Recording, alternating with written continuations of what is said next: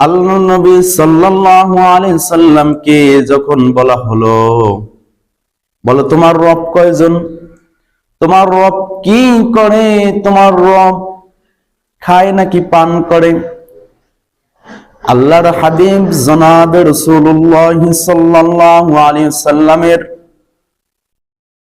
কাছে যখন এভাবে বলা হলো, বলল আল্লাহর নবী সাল্লাল্লাহু আলাইহি সাল্লাম মের কাছে হযরত জিবরাইল আলাইহিস সালাম আসেন।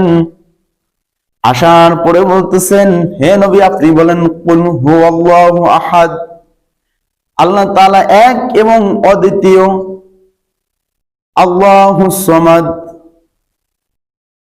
তার সমকক্ষ কেউ নাই, লাম ইয়ালিদ ওয়া লাম ইউলাদ, তিনি কাউকে জন্ম দেন নাই, ওয়া লাম ইয়াকুল লাহু কুফুয়ান আহাদ, আল্লাহ তাআলা কার থেকেও জন্ম নেন নাই। আল্লাহ তাআলা দুনিয়ার মধ্যে মানুষ যদি বাবার কাছে একটি জিনিস চায়,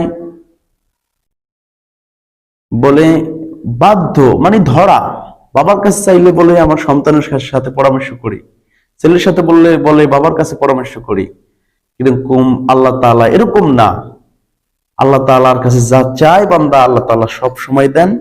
আল্লাহ তাআলা কৃপণতা করেন না, আল্লাহ তাআলা কি করেন, দিয়ে দেন বান্দাকে।